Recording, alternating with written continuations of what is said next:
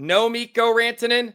No problem. The Dallas Stars put a beatdown on the Oilers 8-3 in Edmonton. Jamie Benn scores his 400th career goal. Jason Robertson's tear continues as it was point night in Alberta.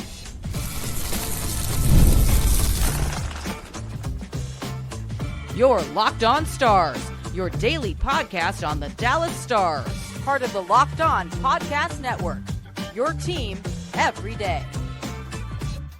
Howdy, Stars fans. I'm Joey Erickson, former producer of 105 Through the Fan. Please be sure to subscribe. We are free and available wherever you get your podcasts and on YouTube. And as always, thank you so much for making us a part of your day and making us your first listen. Welcome to a Wednesday edition of Locked On Stars, part of the Locked On Podcast Network, now the #1 sports podcast network. Today's episode is brought to you by FanDuel. Download the FanDuel app now by visiting FanDuel.com and win $300 in bonus bets if your first $5 bet wins. 13 different players registered a point for the Dallas Stars against the Edmonton Oilers as they dominate the Oil 8-3 in Alberta. 7 different players registered a multi-point night, one of which includes the captain, Jamie Benn, who scores his 400th career goal. He finally gets it. The Stars dominate the Oilers, turning a great road trip into possibly an awesome one if they beat Seattle tonight. We're going to break down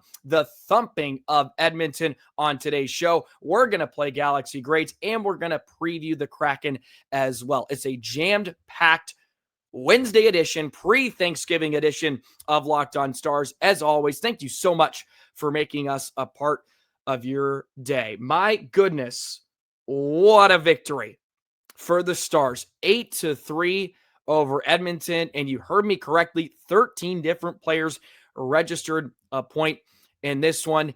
And I have never seen the Oilers so out of sync in my life. But the Stars deserve a lot of credit for that. A 4-goal first period started off by Jamie Benn, and the Stars' forecheck was relentless tonight.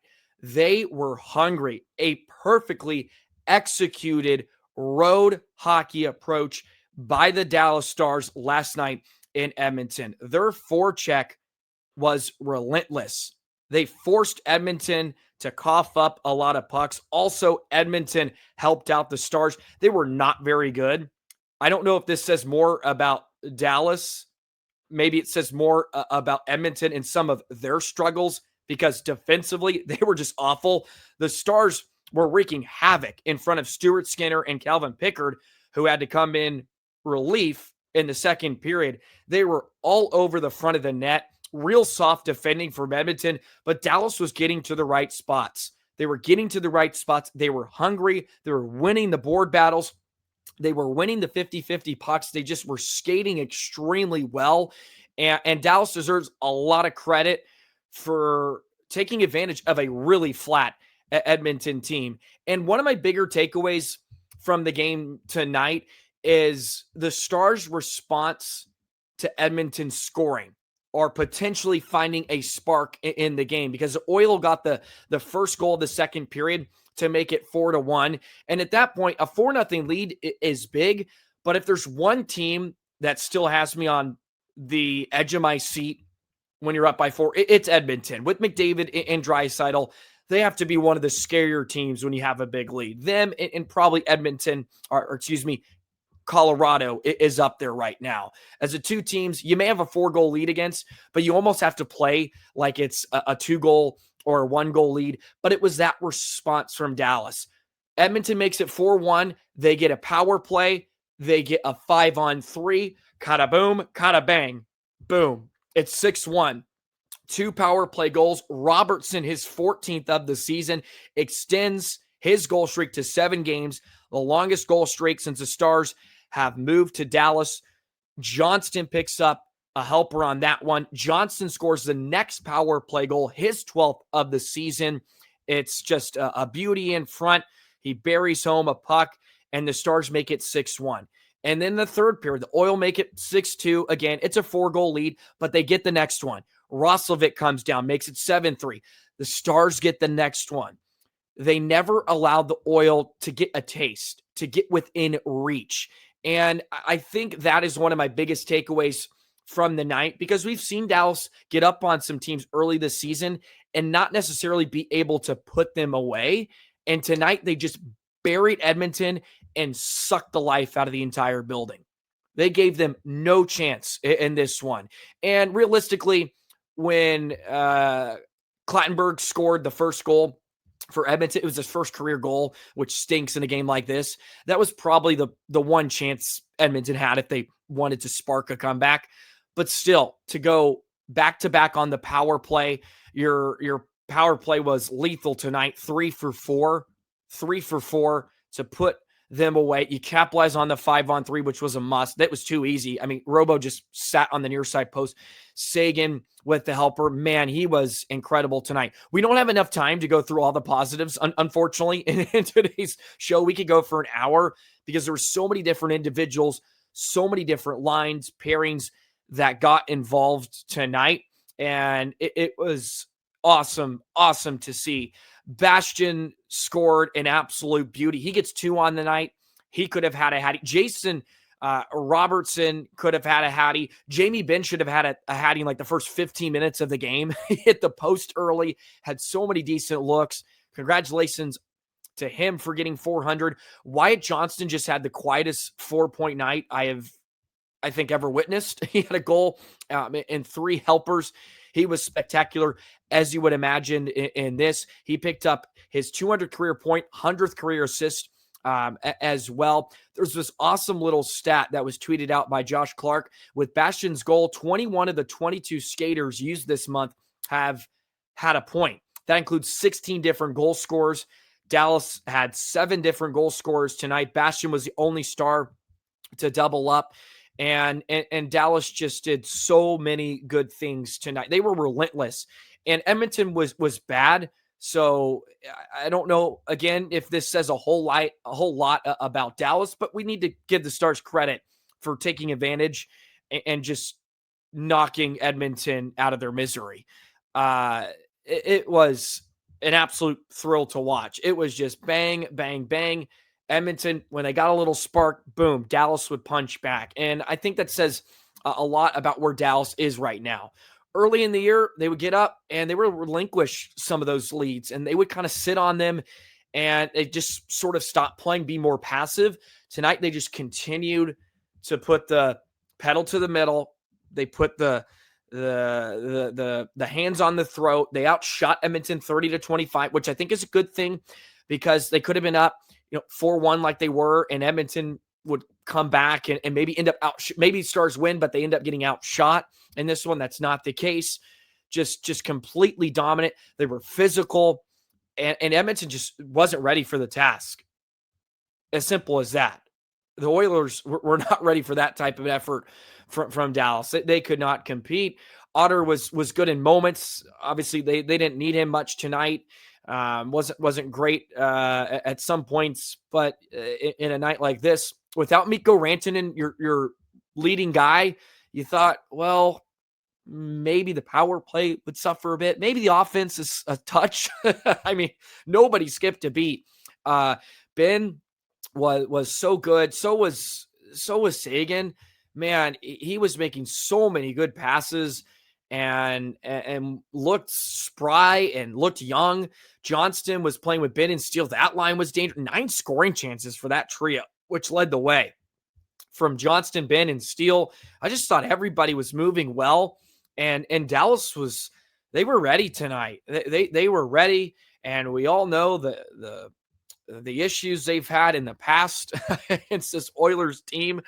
It's been a struggle in the postseason, but the offense came alive tonight. Skinner was not great, but the Oilers really offered no kind of resistance to Dallas. There was just so many open stars. They were swimming.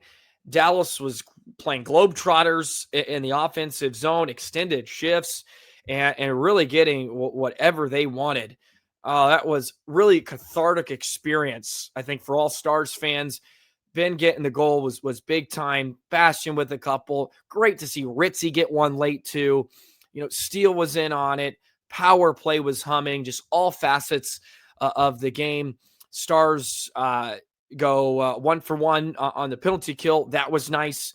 And just all around exquisite stuff from Dallas. If you want to go through some of the box score numbers, Petrovic with 3 shots, Benn 3 shots, Wiscovian, Blackwell with a couple as well. So many multi-point nights, Bastian, Benn, Johnston, you name it. 7 different players, just an all-out thrashing of Edmonton in oil country. Woo! Big time stuff. Big time stuff. Milestones as well. Robo just continues to be an absolute menace. What a goal he scored when Sagan set him up. And Dallas just got a little bit of everything tonight. And they just competed hard. But again, to circle back, being able to punch back when a team was looking for a spark, and you think they get it from a guy getting his first career goal, boom, power play, bang, bang, 5-on-3, ensuing 5-on-4.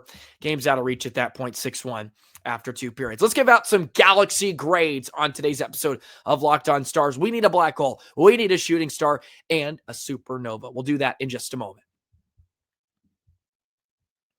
Today's episode of Locked On Stars is brought to you by Monarch Money. Let's be honest, most of us can't even name all of our financial accounts, let alone what they're worth between 401ks, savings, and investments. It's easy to lose track, and that can mean leaving money on the table. That's why you need to start using Monarch, an all-in-one personal finance tool that brings your entire financial life together in one clean, easy-to-use interface on your laptop or your phone. It helps you organize your accounts. You can track your spending and just get a better handle on your investments without ever having to touch a spreadsheet.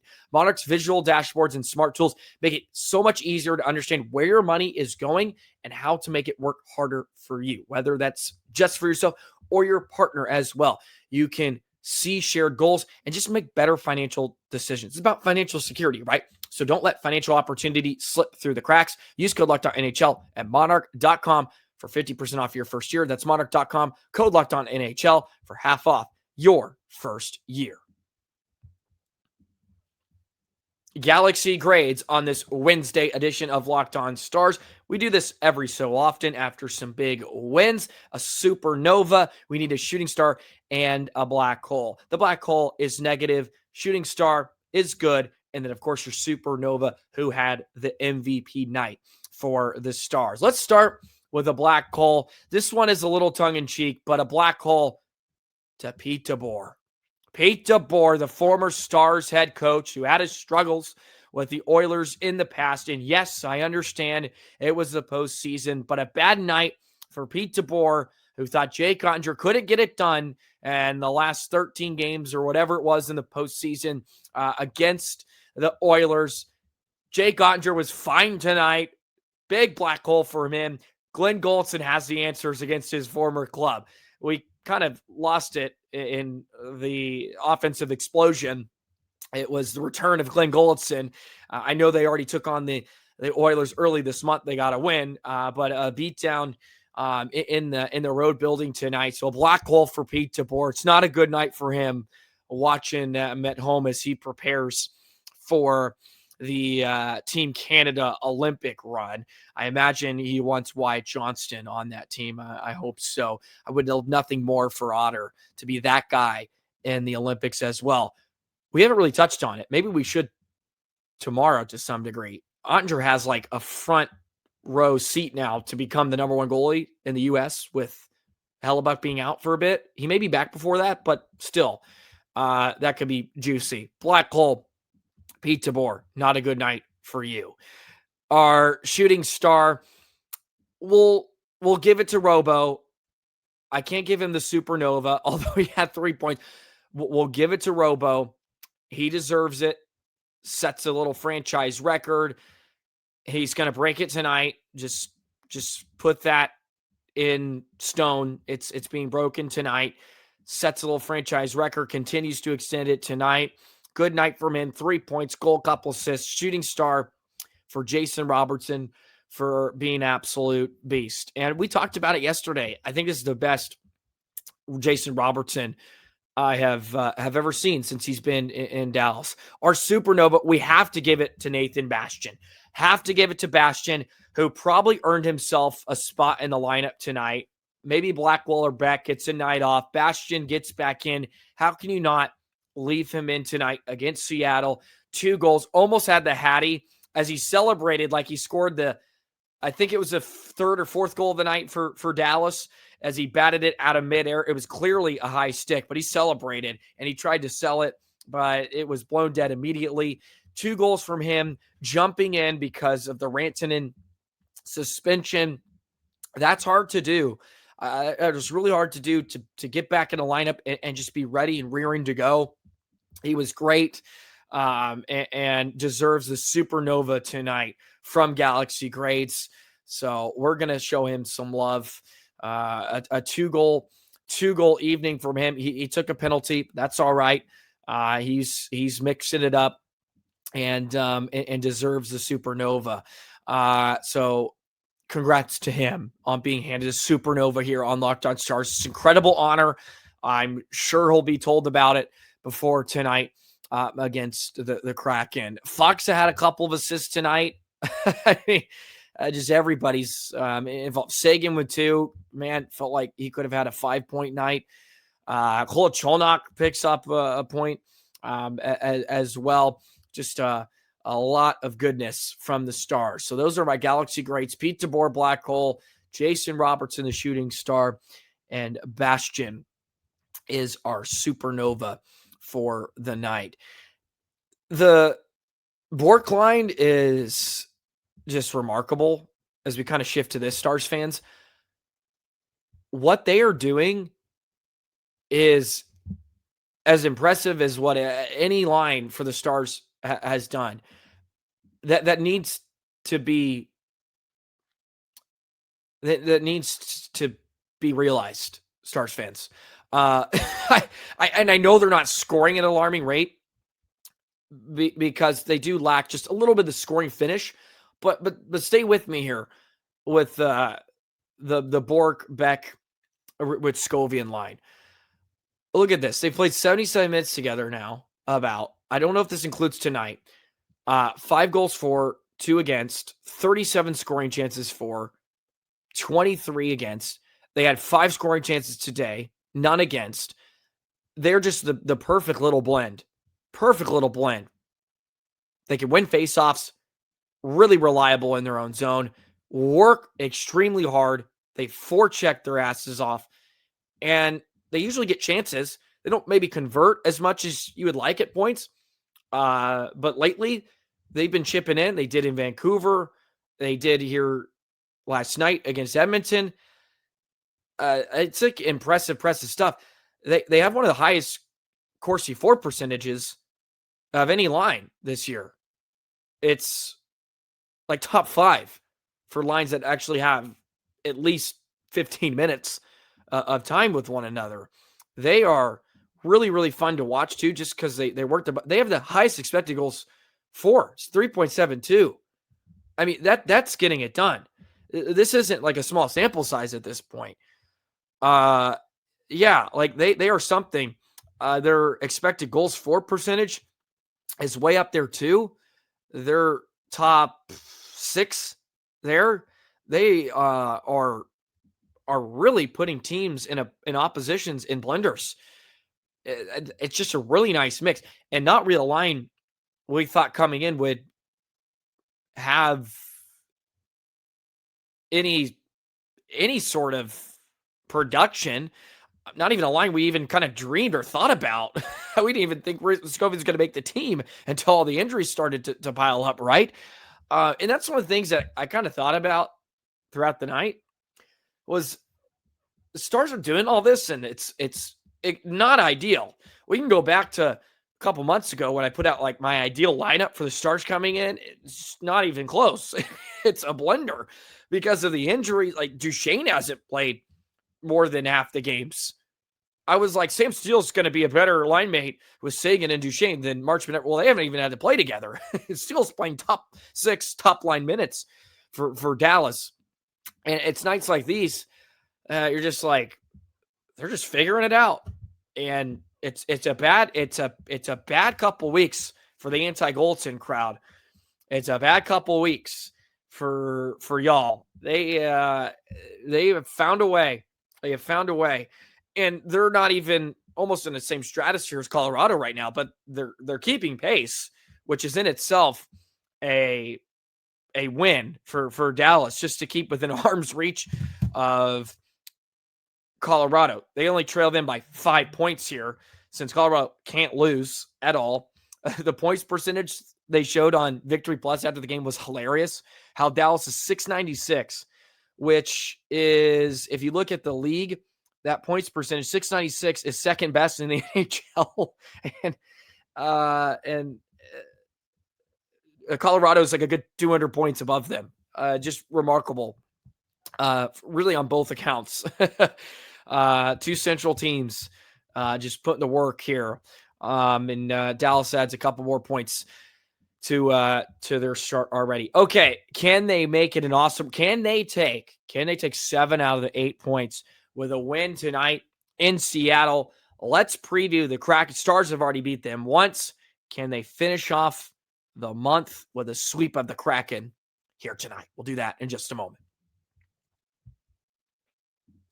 Today's episode of Locked On Stars is brought to you by our friends at FanDuel. The NBA is back, and there's no better place to get in on the action than with FanDuel, the official sports betting partner of the NBA. Even if you missed the start of the game or want to ride the hot hand, FanDuel has live bets on everything from who will score next to fourth quarter comebacks. Plus, you can even combine your live bets into a same game parlay for a shot at a bigger payout. It keeps every game exciting, especially when your team's making that late push. And it's not just the NBA.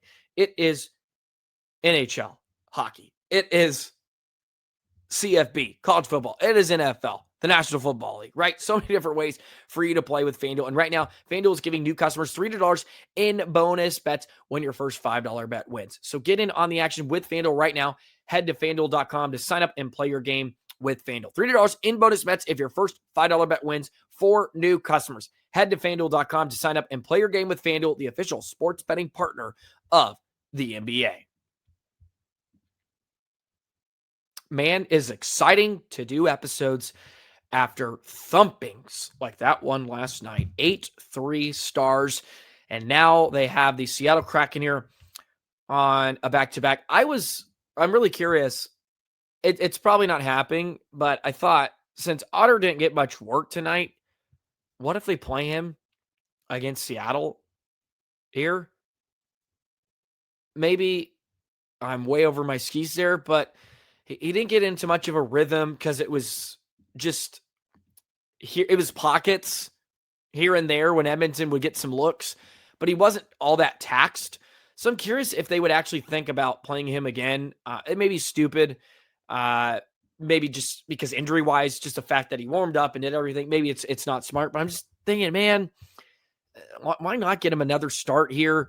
Dallas is off. Well, the problem is, I guess you're not off more than 2 days. You got to play Friday, so maybe it doesn't make much sense. But I thought, why not play him over to Smith, and Smith can maybe get the next start against Utah. But let's talk about this Seattle team, who's kind of meh to some degree. They're not mad. They're actually playing really well. 11-5 and 6, 28 points. They're second in the Pacific. So they're playing really good hockey, coming off a loss to the Islanders, where they fell 1-0. They're going to be fresher than Dallas. They did not play last night, as many of you know. The Stars and Oilers were the only game in action, which is probably good for the league to see Dallas, even without Rantanen, absolutely dominate McDavid and company. But they don't light it up offensively a ton. Seattle, that's not really their thing. Their strength is goaltending and goal suppression. 2.55 goals against per game. That's second in the NHL. 2.59 goals per game. So they may be a bit frightened after 8 goals, but they also may think, well, they wasted all their bullets last night. Schwartz leads them 15 points. Beniers is a great player. It's 14. They don't have anybody in double digits in the goal department. So if Dallas scores 3, they're going to win. They're probably going to win, I'll say, against this Seattle team. They're really, really interesting. They got extremely great goaltending, of course. Decord has been great. Grubauer's been awesome too. He's undefeated. Decord 7-3-4, 2.56 goals against average, 903 save percentage. So they are getting it done in between the pipes. They're 5-3-2 over their last 10. Dallas was able to squeak out a 2-1 win earlier this November. Marchment's on a really nice pace right now. He's looked dangerous lately. He looked real dangerous in that first meeting against Dallas as well. He's going to have a little revenge on his mind. So he's going to be as adventurous as you would expect Marchment to be. Their power plays a little below average, 18th. Penalty kills not great, 71%. That's 30th. They're terrible on the dots. So it's kind of fascinating. They've played so well when you look at some of their numbers. You look at their expected goals percentage at 5-on-5. It's the worst in the league, 42%. So they have to win like really tight, closely low scoring games. That's how they win. Their underlying numbers are not great. You look at this one graph on Money Puck. They're in the boring quadrant. They don't produce a lot, but they don't give up a lot either. So they're kind of boring. If you get 3, you're probably going to win. That's probably the case if Dallas is able to get there. So maybe it's good. They're coming in on a big night against Edmonton, but they're very good at home. They're 5-0-1 when they score first. They're 8-3-2 overall. So their scoring woes haven't hurt them very much at home. They're very, very good in 1-goal games, as you would imagine. 6-1-3 or 6-1-6. So they're picking up points. They're finding ways. When they get up, they're good, right? They get off to really slow starts. However, they're being outscored 20-12 in the first period, 20-12. It's a -8 goal differential. From there, they're actually positive, 20-18 in the second, 21-15 in the third. So if Dallas gets up, they need to get up and extend that lead. If they're up by 3 or 4, they're going to be, if they had a night like they did against Edmonton, it's going to be, lights out in a hurry. So if Dallas does get a lead, it's going to be about extending that. That's going to be the challenge. Can you extend that lead? Give yourself some breathing room, since they have been able to fight their way back and they've been good in close games. They are really, really stingy. So offensively, not great, but expected goals against, they are very good. So their Stars are going to have to earn it on the offensive side of things. And if they get some good goaltending from DeSmith, limit the chances for Seattle, I feel good about this one tonight. I really do. But Seattle's a good team, right? I don't want to be too confident. It's hard not to be after what we saw last night. They're 11-5-3 for a reason. They're a good team. But I think 11-5-6. Sorry, a lot of overtime. They can show their buffiness a bit. They get Rantanen back, and let's get 7 out of 8, and boom, you're back home. The reverse retros are out, by the way. If any of you saw them, which I'm sure you did, I don't think they were supposed to be released. I heard some stuff about it was leaked, and then Dallas kind of had to reveal them. It's all right. It's amazing. It's beautiful. Get one now. I think they go on sale Friday. They're awesome. It's the old school, new school. Kind of looks like the other reverse retro, but more of now the pattern that we, grew up loving as the Stars, right? The beautiful dark greens.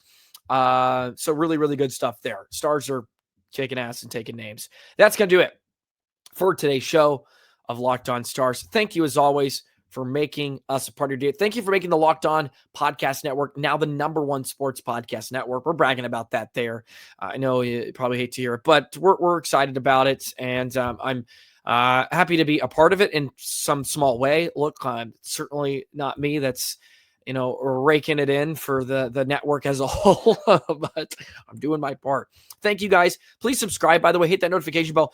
I want to get to 5,000 subscribers. We're less than 500 away. 5,000 would be awesome. Before the end of the new year, I think we can maybe do that. I know it's going to be tough, but for those of you that are new, thank you. Really, really appreciate it. And go Stars. So have a great Wednesday. I will have an episode out on Thanksgiving on Thursday, since the game's tonight. I'm going to have an episode out tomorrow. Friday, maybe a toss up. Okay. Just with enjoying things. And I got to travel. It's a weird thing. So no promises on that one, but you're going to get a Thanksgiving special. Have a great rest of your day, Stars fans. Talk to you tomorrow. So long.